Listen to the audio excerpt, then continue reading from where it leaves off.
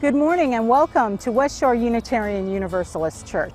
My name's Diane Alcorn and I am the Membership and Engagement Coordinator here.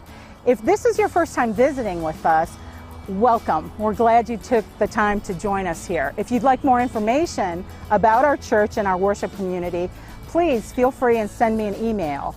In the meantime, again, welcome. We're so glad you took the time to join us.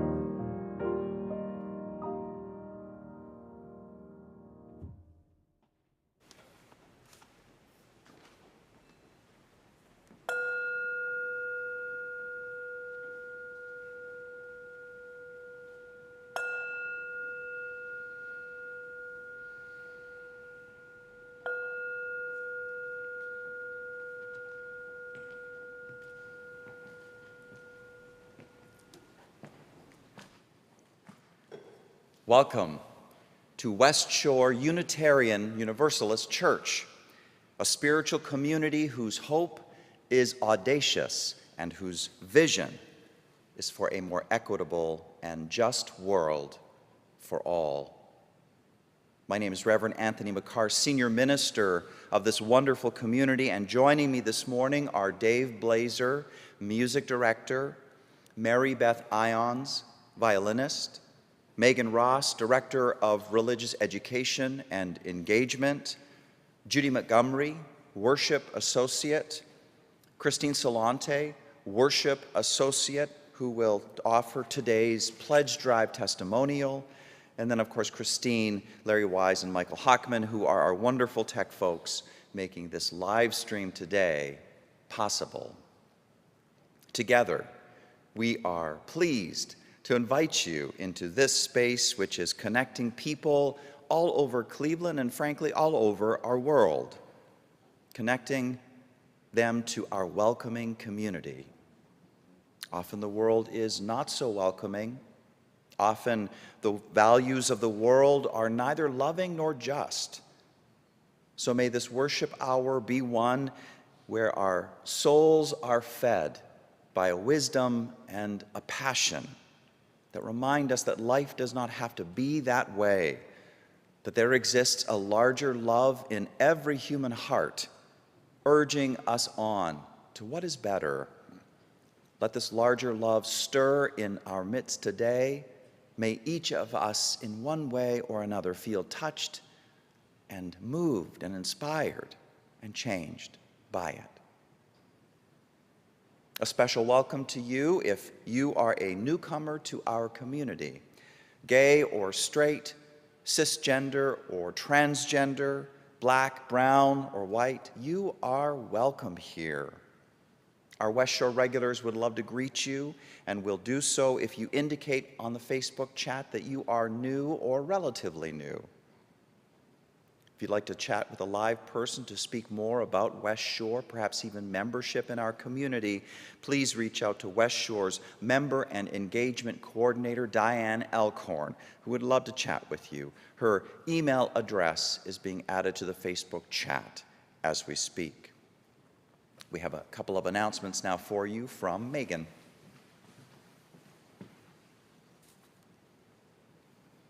Good morning. I have just a few announcements for you today. I'd like to remind everyone that our Easter scavenger hunt starts today. It's here on the church property. Just start at the east entrance, follow the clues, and find the bunny.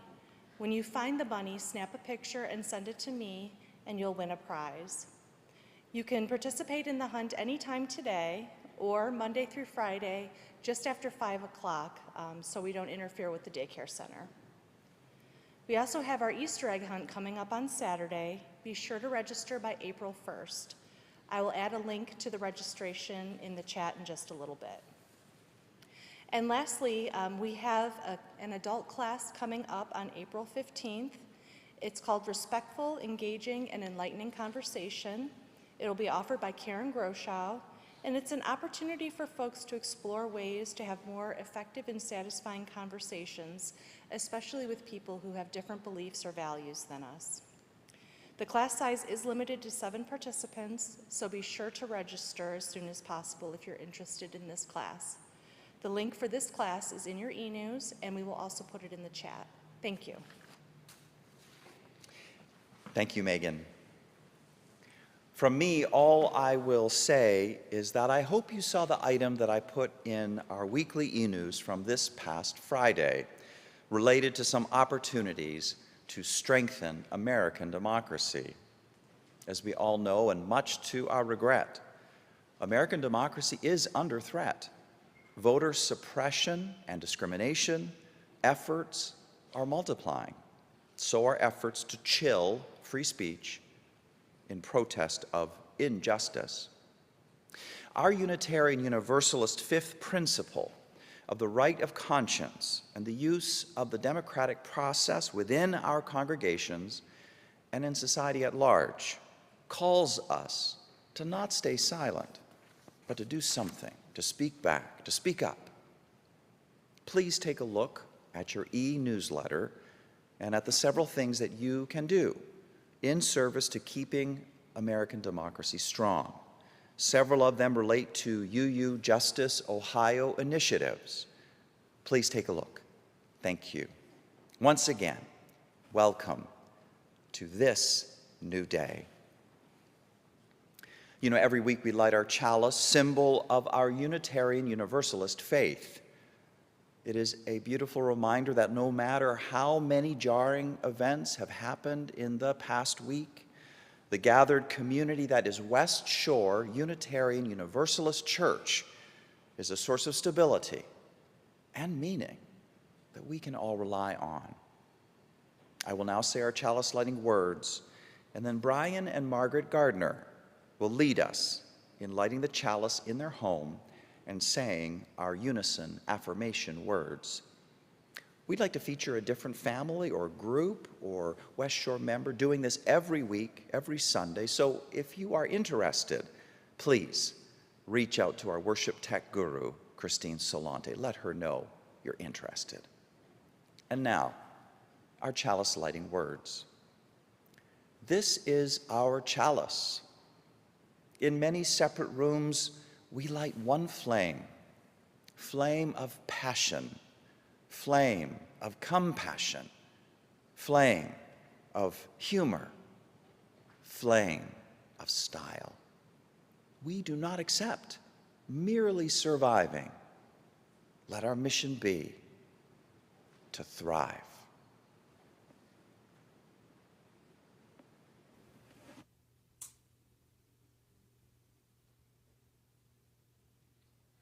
Love is the spirit of this church, and service is its law. This is our great covenant, to dwell together in peace, to seek the truth in love, and to help one another. El amor es el espíritu de esta iglesia, y el servicio su ley.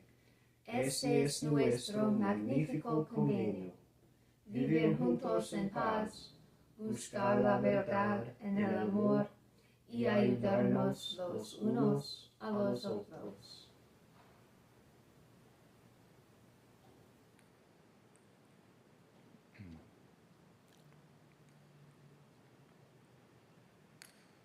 So may it be.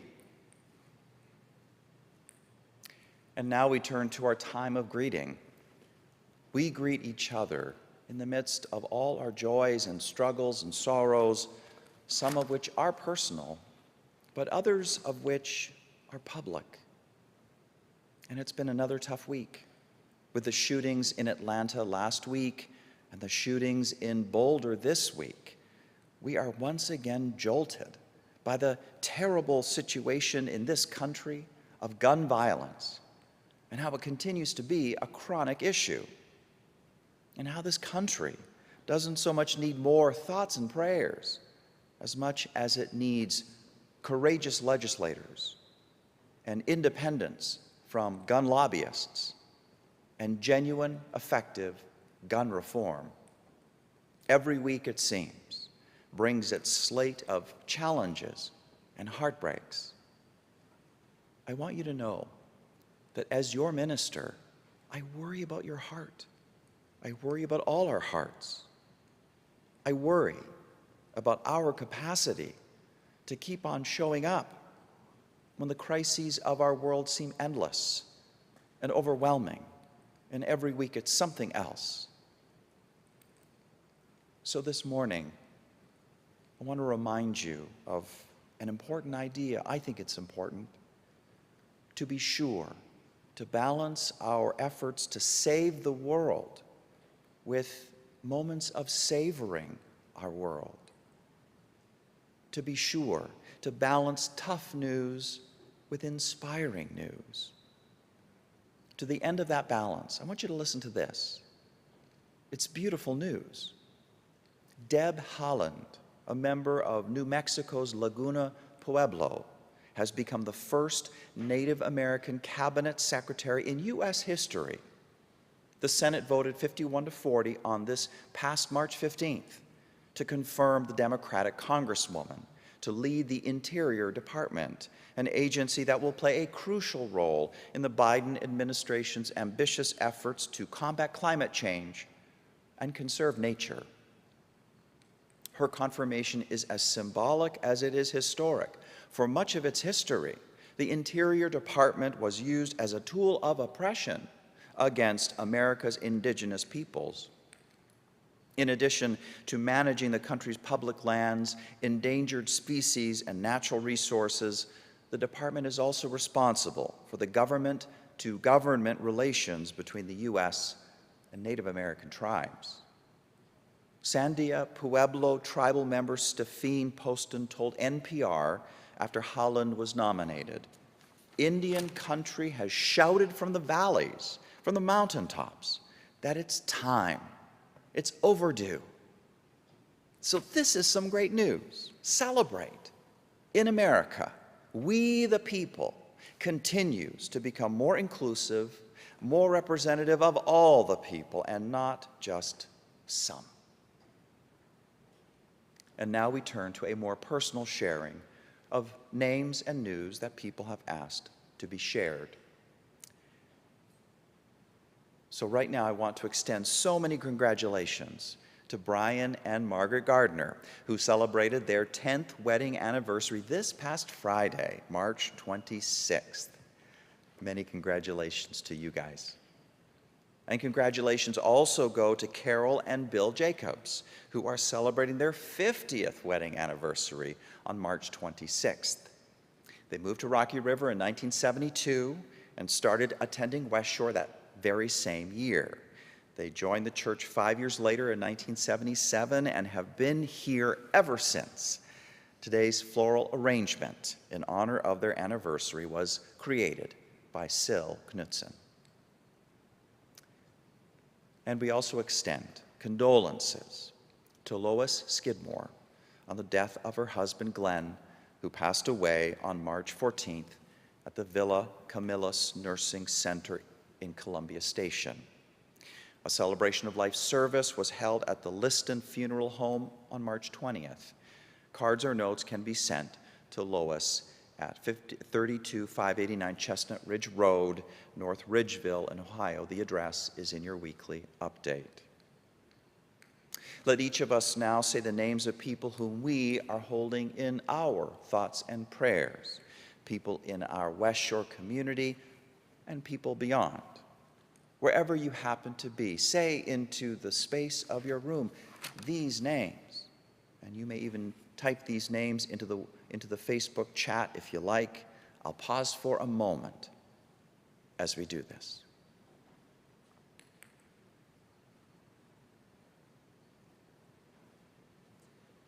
This has been our greeting time when we are called out of our 24/7 lives, that ordinary world, and called into a special time and place where we are gathering the Spirit In fact, let us sing that hymn right now. Gather the Spirit, number 347.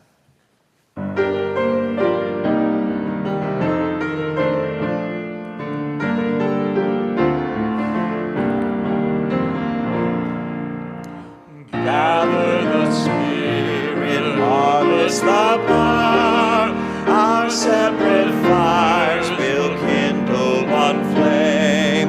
Witness the mystery of this hour, our trials in this light appear all the same.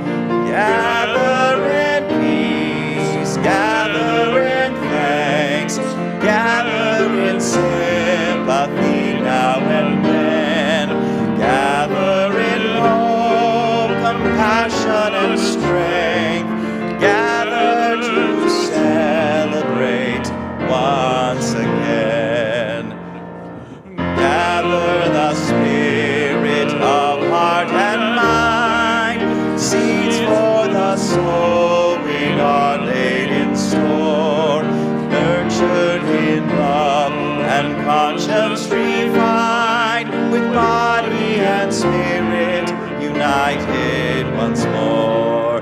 Gather in peace, gather in thanks, gather in sympathy now and then, gather in hope, compassion and strength, gather to celebrate once again. Gather the Spirit growing in all, drawn by the moon and fed by the sun, winter to spring and summer to fall, the chorus of life resounding as one. Gather in peace, gather in thanks, gather in sympathy now and then, gather in hope, compassion and strength, gather to celebrate once again.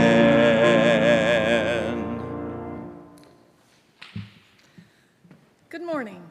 I'm Judy Montgomery, and I am honored to serve as one of your worship associates. I went to the Maltz Museum's exhibit recently for Ruth Bader Ginsburg, and so I've learned a lot about her recently. This quote by her stood out to me the most. Fight for the things you care about, but do it in a way that leads others to join you.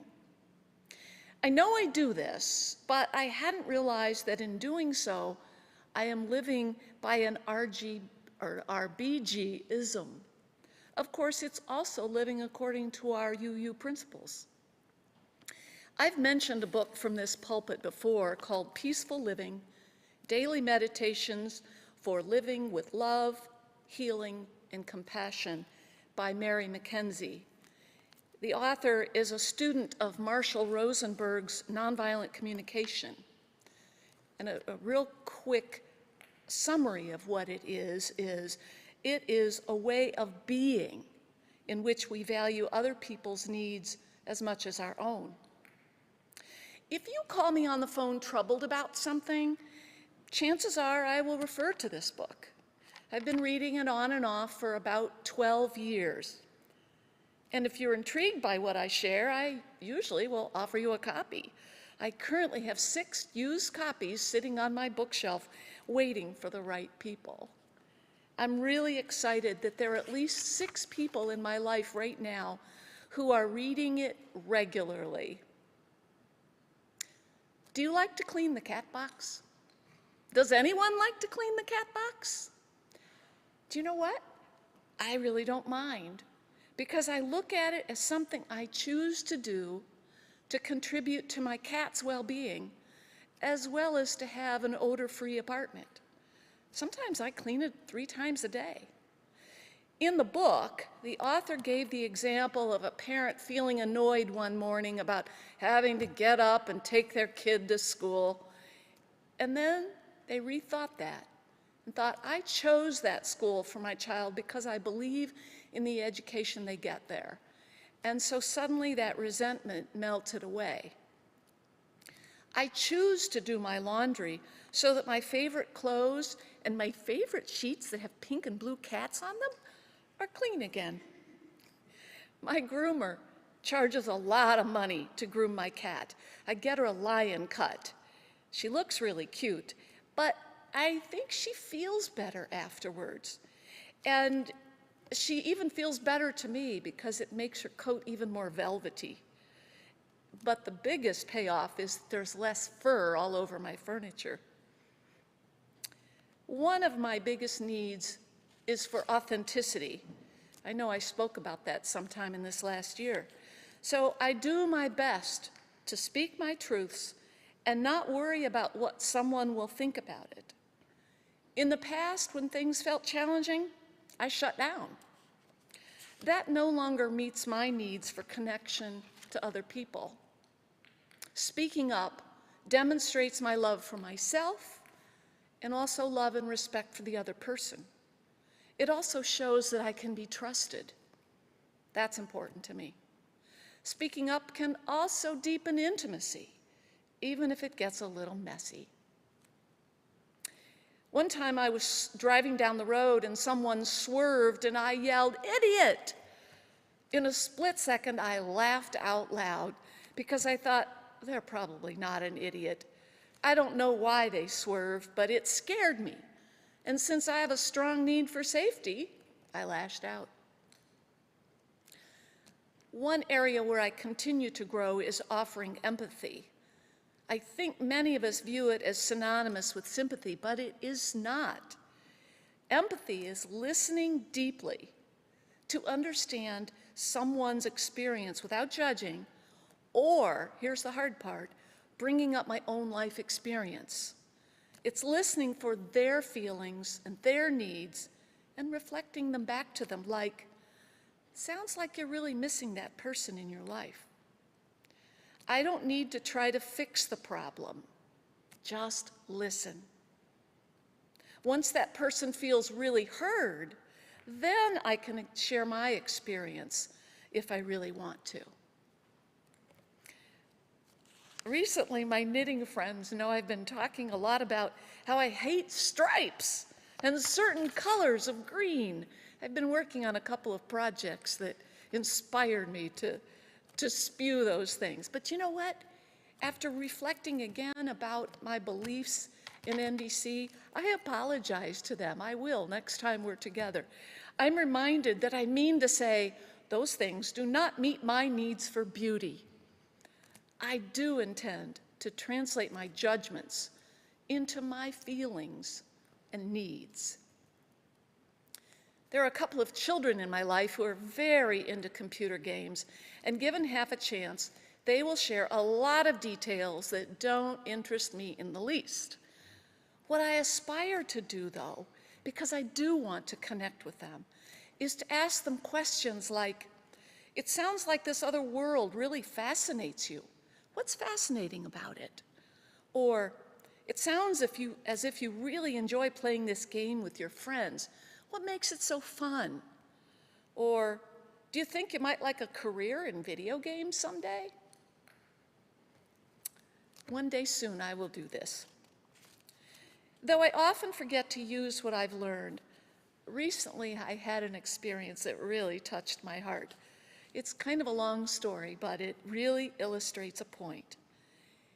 Back when I was a young school librarian, I went to a workshop about ways to promote literature with children. I used many of that presenter's ideas over the years, but the one I really ran with was called poetry boxes. That meant that I collected little toys and poems about things, and I put them together in clear plastic boxes. And then I would put a bunch of those poetry boxes in a basket. And to start every class, I would draw names of a few students to come up to the front and draw a box from the basket. Then I would read the poem and show the toy. Almost every kid loved this activity, and it would quiet things down so we could start the lesson. When I retired in 2010, my friend Susanna wrote a bunch of poems about me, and she created poetry boxes that she read at my retirement. I probably cried. There's some more of them. I probably cried, but I'm really not sure what I said that day. I probably talked about her cleverness and how much fun she must have had. And recently I got the bag out to share with a group of friends that included her. It was such fun to share them again, but now I also had more clarity and the ability to be vulnerable. Do you know what I told her this time? Susanna, that gift makes me feel seen and heard and loved. Thank you so much. And I think she's watching now too. That's a long story to make a point. My recent reaction let her know how she contributed to me and my life, rather than just making judgments about her and her actions. Plus, she was having a bad day that day, and it helped her to know that once again, she had made a difference for me.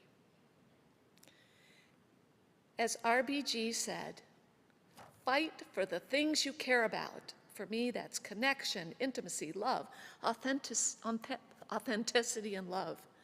But do it in a way that leads others to join you.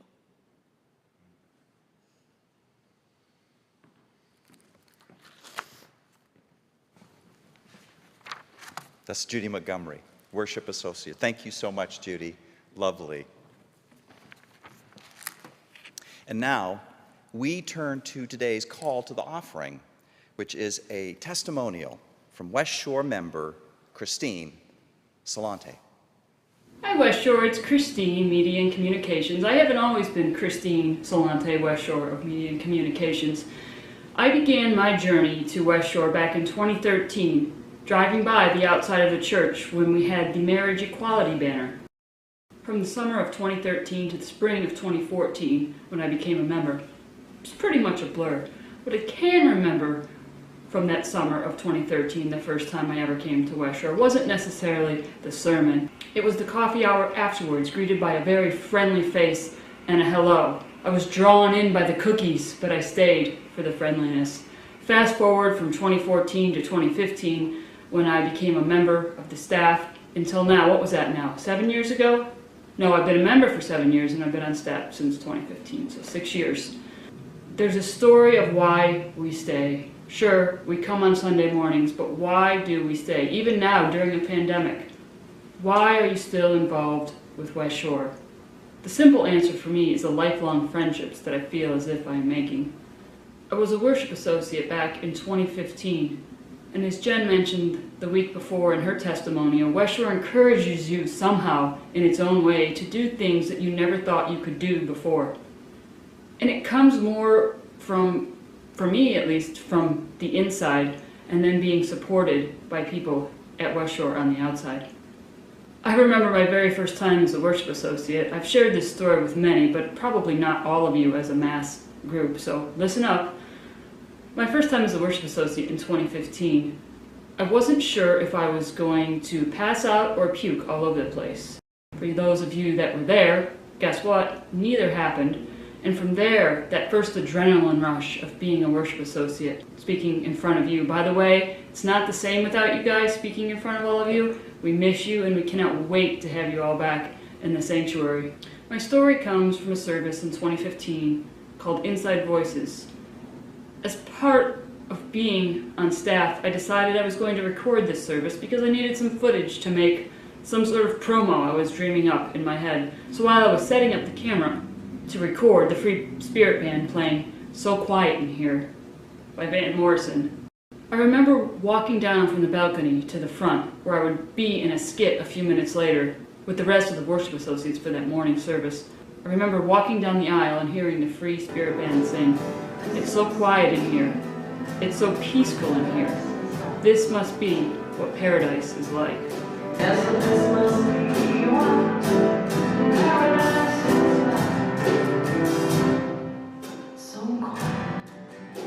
And an overwhelming feeling that I can only describe in those words of the song that I just spoke out loud.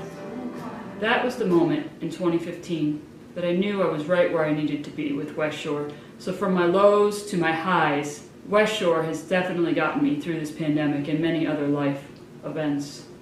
So I encourage you to give what you can and give from your heart to a place that I'm sure is very special to all of you. This must be what paradise is like. So quiet, so peaceful. Thank you, Christine.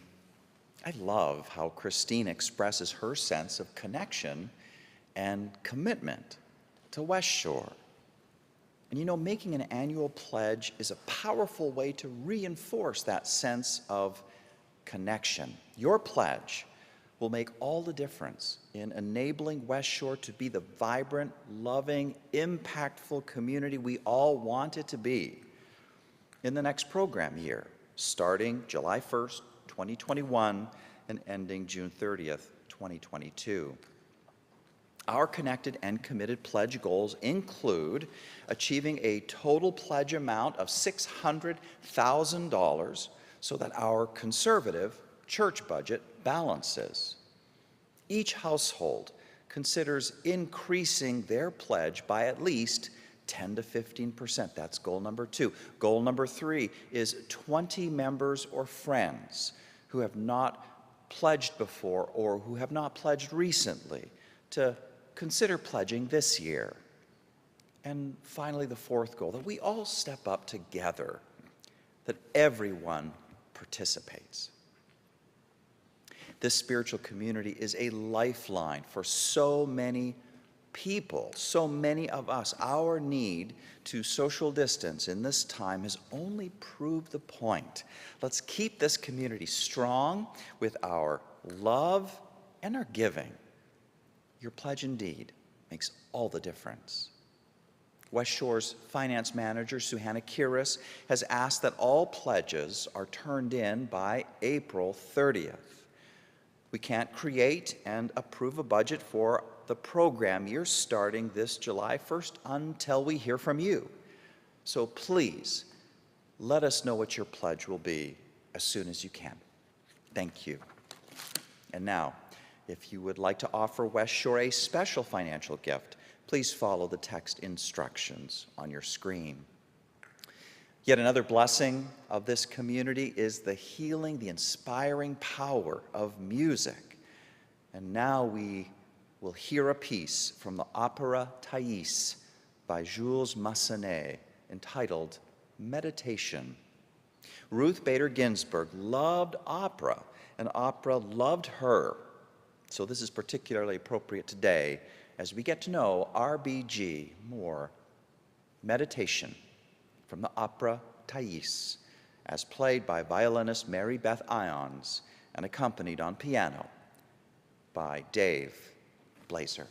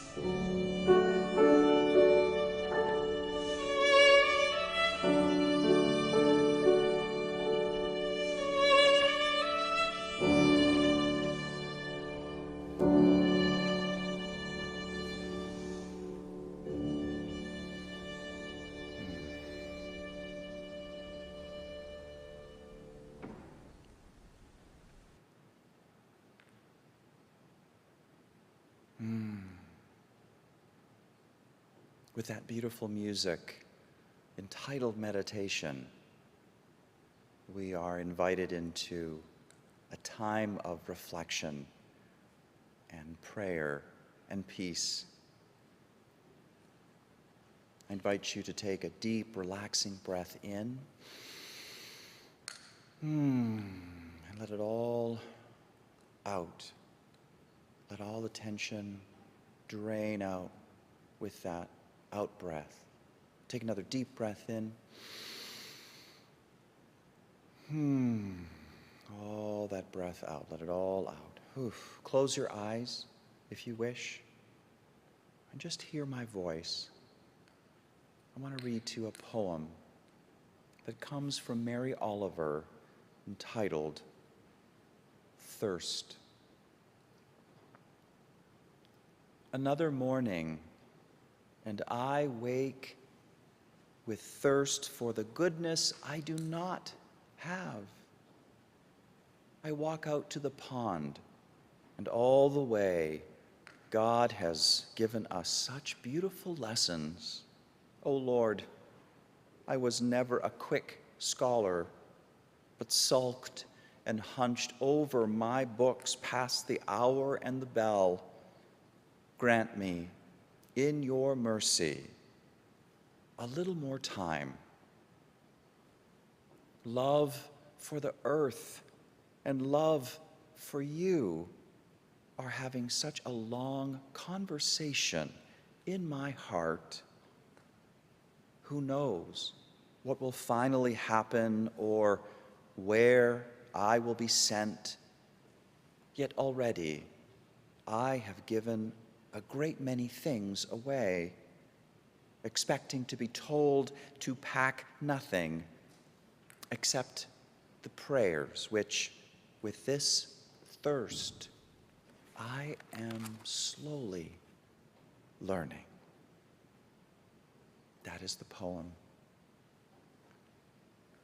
And now take these images with you, reflect on them as we enter into the wise silence.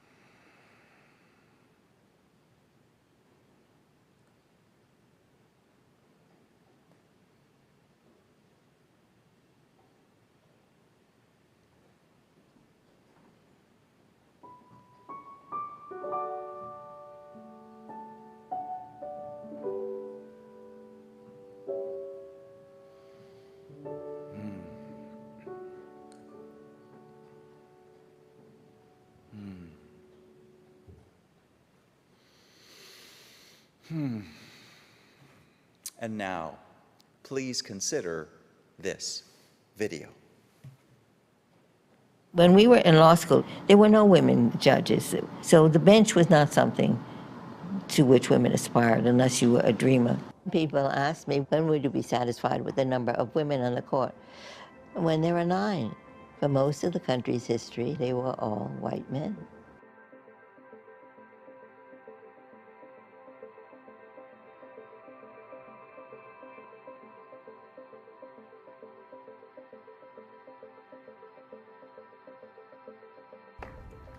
The announcement the President just made is significant, I believe, because it contributes to the end of the days when women, at least half the talent pool in our society, appear in high places only as one-at-a-time performers. Here are the most important judges in the country, maybe the world.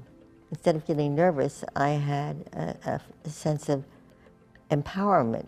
I knew a lot more about gender discrimination than the 9 of them did. In my lifetime, I expect to see 3, 4, perhaps even more women on the High Court bench, women not shaped from the same mold, but of different complexions. It holds the most hope for the world. If countries allow women to do, as I said, whatever their God-given talent enables them to do, I think we will all be better off for it.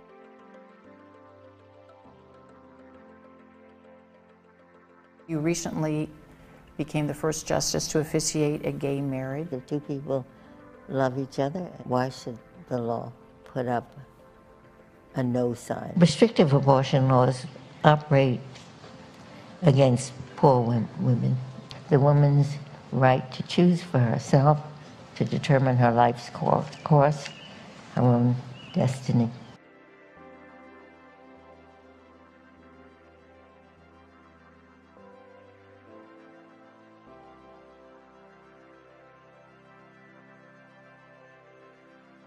If I am notorious, it is because for the first time in history, it became possible to urge before courts successfully to regard women as persons equal in stature to men.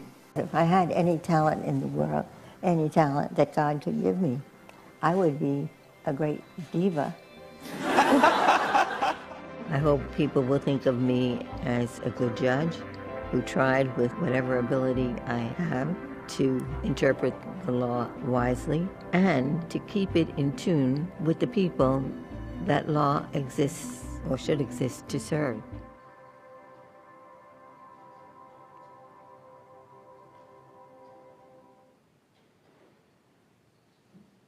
Dear Ruth Bader Ginsburg, I wear this lace jabot in honor of you this morning as I pen these words to your spirit, which I heartily believe continues on, even as your body has ceased functioning. For 87 years, it was your dwelling place and focus for all your energies. Until the very end, your work on America's Supreme Court was in high gear, even as you were fighting through 4 separate bouts of cancer and all the related chemotherapy and radiation therapy treatments. But the 5th time would prove simply too much. You died September 8th, 2020. 10 days after your body succumbed, tribute was paid to you in a most appropriate way. Opera, as we heard a moment ago, was one of your greatest loves. You once said that music makes life worth living. And opera in particular had the power to absorb your attentions completely and give you a break from the all-consuming work of the court. Well, that's what figure skating does for me in my line of work, so I can understand the love. So it was on September 18th, 2020, that the Lincoln Center for the Performing Arts paid tribute to you with a performance of an aria from Beethoven's Fidelio, a work that you yourself said gave you the greatest hope for our future. Greatest hope, perhaps because Beethoven's opera featured one of the strongest independent female heroines in opera history, the woman Lenore, whose entire story is about how she dared to fight political injustice on behalf of those she loved and demonstrated unshakable courage and vision. That's who you are. And that's what your life's work was all about, helping, through changes to the law, to create a society that allows more and more women to be all that they can be, which at the same time means men being liberated from whatever toxic gender stereotypes are boxing them in. you called for both women and men to forge new shared patterns of career and parenthood, striving to create a society that facilitates those patterns. Again, you have said that human caring and concern for home, children, and the welfare of others ought not be regarded as dominantly woman's work. It should become the work of all. Lenore from the opera is you, as you dared fight for a justice that opens doors to lives of greater authenticity for more women and more men. In your later years, an interviewer once asked you, and when the time comes, what would you like to be remembered for? Your reply, someone who used whatever talent she had to do her work to the very best of her ability and to help repair tears in her society, to make things a little better through the use of whatever ability she has. Ruth, hearing this, I just have to share with you a special word that comes from my religious tradition of Unitarian Universalism. The word was coined by one of our greatest preachers, Hosea Ballou, who believed that God made human nature to be such that doing good deeply and lastingly satisfies. Fear of hellfire and damnation is an inferior source of motivation, Ballou believed, because it was unnecessary psychologically. And of course, there was also the fact, in his mind and mine as well, that eternal hellfire and damnation don't even exist to begin with. What does exist, however, is the deep hunger in every person's heart to be of service in a way that is unique to them. Hosea Ballou called this happification. That's the word he coined. To be happified is to find your sweet spot of service to the world beyond yourself in a way that expresses your unique passions and gifts. You are one of the best examples of this, I know. Happified is who you are, Ruth. But in saying this, I don't mean to suggest that being happified is the same thing as feeling happy emotions. It doesn't mean that life is necessarily feeling easy. People who are happified, like yourself, are often more likely to feel disappointed than others because you care, because you are paying attention, because you are engaged. Bad decisions that run contrary to justice aren't things that truly happified people can easily turn a blind eye to. One example of this was back in 2013, when a 5-4 majority of your colleagues on the Supreme Court voted to strike down Section 5 of the Voting Rights Act. This section required states with a history of voter suppression and discrimination to apply for pre-clearance from the federal government should they want to make a change to their voting rules. Chief Justice John Roberts, representing the majority, argued that, and I quote, "Any racial discrimination in voting is too much, but our country has changed in the last 50 years. Well, that's what he says. Your dissenting opinion has become legendary. You said throwing out pre-clearance when it has worked and is continuing to work to stop discriminatory changes is like throwing away your umbrella in a rainstorm because you are not getting wet." Bam!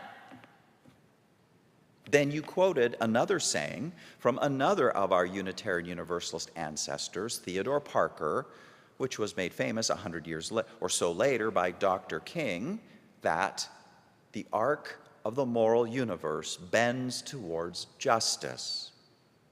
The arc does bend, you said, but only if there is a steadfast commitment to see the task through to completion. Boom! You said this and you said so much more, and the colorfulness of the language you used to express the intensity of your dissatisfaction was so impressive that you earned a new name, Notorious RBG. New York University law student Shana Kniznik called you that, and she said, Ginsburg defies stereotypes. People expect this meek, grandmotherly type. She is a grandmother, but she shows so much strength, and she is who she is without apology. Shana Kniznik also said that you allow women to imagine a different kind of power and to visualize a woman in power of an age where she is usually invisible to society. Notorious RBG, because you were happified and in your sweet spot of service to the world, because you used whatever talent and ability you had to do what only you could do. It made you famous, which caused you to marvel. You could hardly believe it. Not just winning serious scholarly prizes or being named Woman of the Year or making the list of 100 most powerful women in the world and the like, but pop culture famous, pop culture famous. Suddenly, people were wearing all these t-shirts with slogans like, I dissent, or what would Ruth Bader Ginsburg do? Or you can't spell truth without Ruth. It simply amazed you how Saturday Night Live actress Kate McKinnon started portraying you on the show in 2015. Or how in the major motion picture Deadpool 2, the Deadpool character is deciding on which superheroes to invite to his special X-Force group, and a photo of you is shown. In 2019, the beer maker, Samuel Adams, released a limited edition beer called When There Are Nine, referring to your well-known reply to the question about whether there would be enough women, about when there would be enough women on the Supreme Court.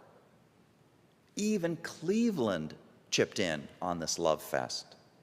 Researchers at our Museum of Natural History gave a species of praying mantis the name Elomantis ginsburgi, after Ginsburg. The name was given because the neck plate of the Elomantis ginsburgi resembled a jabot, which you were known for wearing.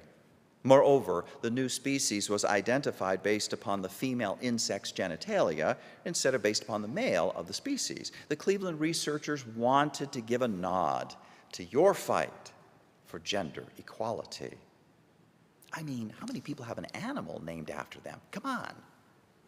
But here again, let me warn against misconstruing what it means to be happified.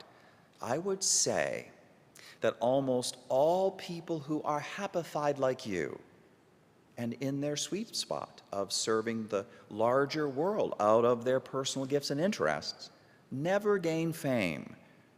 They never experience what you did. Your beloved mother, for one. When you were giving testimony to the Senate during your Supreme Court nomination, and your mother came up, you called her the bravest, strongest person I have known. I pray, you continued, that I may be all that she would have been had she lived in an age when women could aspire and achieve, and daughters are cherished as much as sons.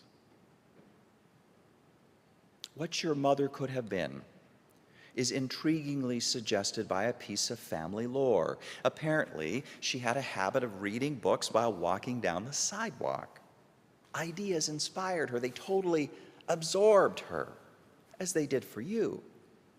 But one day, she walked herself into an open cellar door and ended up breaking her nose. Education mattered for her. She excelled in school and graduated early at age 15. But because she was a woman, her interests took backseat to her brothers, and she was forced to get a job as a garment worker and pay for her brother's education at Cornell University. And then, like most women of her generation, she married young and had your older sister, Marilyn, who ended up dying of meningitis at age 6. And then she had you. Scholarship would have happified her, but it was not to be. She did not live in an age when women could fully aspire and achieve. But mothering a scholar, that was a glorious happification that she could have with you, Ruth. Your mother admired Eleanor Roosevelt and would read you the First Lady's newspaper column every week, and this blew open your mind to the world way beyond the Brooklyn that you were born to and grew up in. And so, for example, at 11 years old, you were already speaking in mature ways about serious matters, as in your 8th grade article entitled One People, where you say about World War II, it has left a bloody trail and many deep wounds not easily healed. We must never forget the horrors which our brethren were subjected to in Bergen-Belsen and other Nazi concentration camps.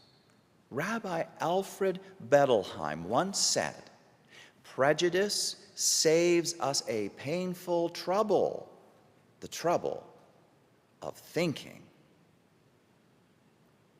If only your 8th grade voice could penetrate the mental fog of millions of Americans today. Oh, if only, Ruth. But right now, what I want to say is that I am so grateful that you have shared stories about your mom with the world, because, for one thing, how otherwise can we be healed of the illusion that great people become great all by themselves, that people like you are somehow superhuman, morally superhuman, and regular people like the rest of us need not apply. But you were not superhuman. Rather, you were loved. You were seen. Your talents were recognized and nourished by your mother. Thinking of your mother and thinking of all the people who have loved me in my life, or thinking of the love that the children of my church are shown by religious education volunteers, thinking about all of that, I find myself flashing on an old quote about how people are blessed who plant trees under whose shade they will never sit.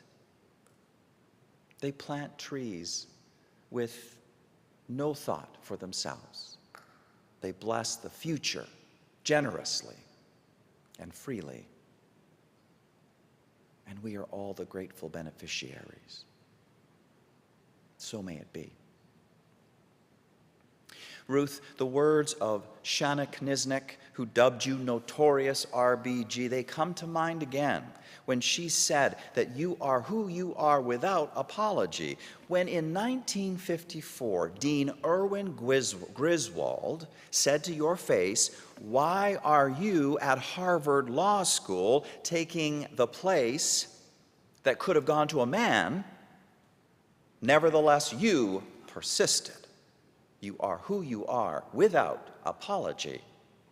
In 1960, when Supreme Court Justice Felix Frankfurter turned down your application to be his clerk on the grounds that he wasn't ready for a woman, nevertheless, you persisted. You are who you are without apology. When, in the 1970s, as a young lawyer and co-founder of the ACLU's Women's Rights Project, you argued case after case about gender equality issues before the Supreme Court, and you were facing a court that was early in its understanding of gender discrimination. A court that thought that law-based special protections towards women were positive things rather than unfair and paternalistic and life-denying. Nevertheless, you persisted, and you helped the court to get to a better place, to see, in Justice Brennan's words, that the pedestal on which some thought women were standing all too often turned out to be a cage. You are who you are without apology. 1971's Reed versus Reed, 1972's Moritz versus Commissioner of Internal Revenue, 1972's Struck versus Secretary of Defense, 1973's Frontiero versus Richardson, 1975's Weinberger versus Weisenfeld, and on, all of these cases that you were involved with in the 1970s, and then on to the 1980s when President Jimmy Carter appointed you to the U.S. Court of Appeals. And then on to 1993, when President Bill Clinton elevated you to the Supreme Court, and then there, for almost 30 years, championing the courts, championing the Constitution's democratic ideals. You are who you are, even when your opinion was in the minority, and nevertheless, you persisted. You wrote your notorious RBG dissents, but you knew that such dissents were not useless gestures or complaints of a sore loser.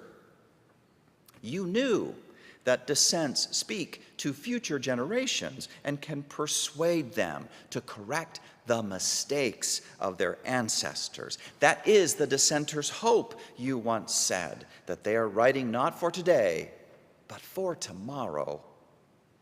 I long for the day when people will see that, as you put it, throwing away your umbrella in a rainstorm because you are not getting wet is truly a stupid thing to do. You are who you are without apology, especially in your more private life. We all marveled at your vibrant friendship with Justice Scalia, who ideologically could not be more different from you. But you had a love of opera, a shared love of good food, and though you often disagreed with what he said, you loved the way he said it, and it challenged you to make your opinions that much stronger. And above all, you both knew and loved the Constitution, and that was your fundamental common ground. If only politicians today could tell the difference between conflict and combat. If only politicians today shared a bedrock knowledge of the Constitution and a shared love of the Constitution and of democracy. If only. For in today's America, this seemingly obviously needful thing, this love of the Constitution and love of democracy, clearly it cannot be taken for granted. And nevertheless, we must persist. Speaking of your private life, we must mention your beloved husband, Marty. Earlier, we heard you say that human caring and concern for home, children, and the welfare of others ought not be regarded as dominantly woman's work. It should become the work of all. You and Marty, in your almost 60 years together, defied gender expectations and created a relationship that embodied your hopes for greater equality among the sexes.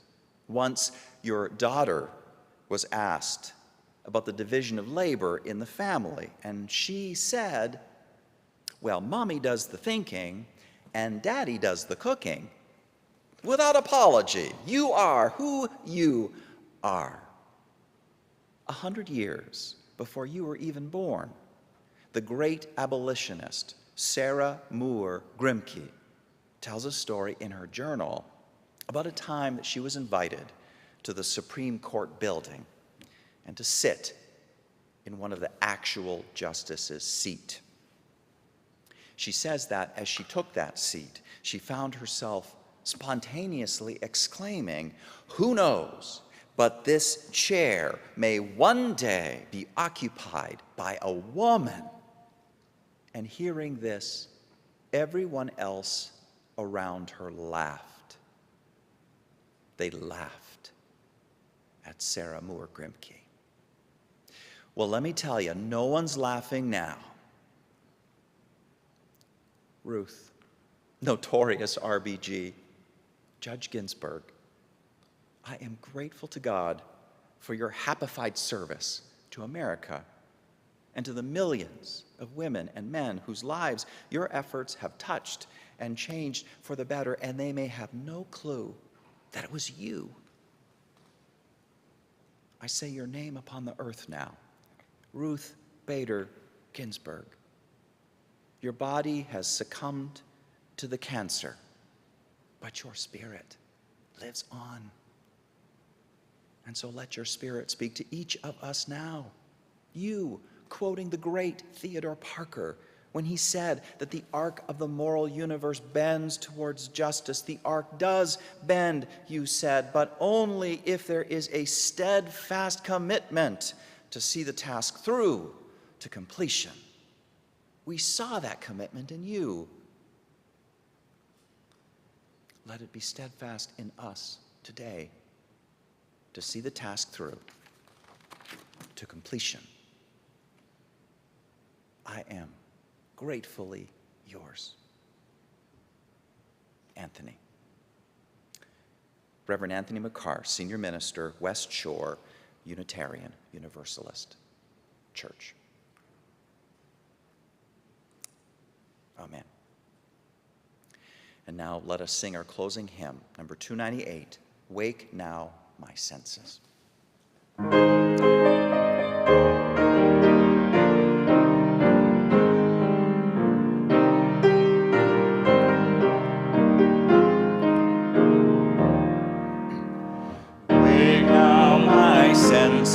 And hear the earth call, feel the deep power of being in all. Keep with the web of creation your vow, giving, receiving as love shows us how. Wake now, my reason, reach out to the new. Join with each pilgrim who quests for the true. Honor the beauty and wisdom of time. Suffer thy limit and praise the sublime. Wake now, my passion, give heed to the cry. Voices of suffering fill the wide sky. Take as your neighbor both stranger and friend, praying and striving their hardship to mend. Wake now, my conscience, with justice thy guide. Join with all people whose rights are denied. Take not for granted a privileged place. God's love embraces the whole human race. And now it is our time to extinguish the chalice. Please bring yours close as I extinguish our chalice here. We extinguish our flames, but not the light of truth, the warmth of community, or the fire of commitment. These we carry with us until we meet again.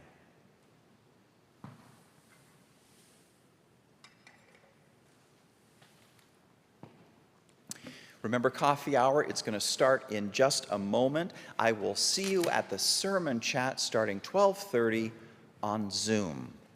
And now our benediction. There is too much hardship in this world to not find joy every day. There is too much injustice in this world to not right this balance every day. There is too much pain in this world not to heal every day. Let each of us minister to a weary world. Let us go forth now and do that which calls us to make this world more loving, more compassionate, and more filled with the grace of divine presence. Every day, every day. So may it be. Love, courage, and cheer to you, West Shore.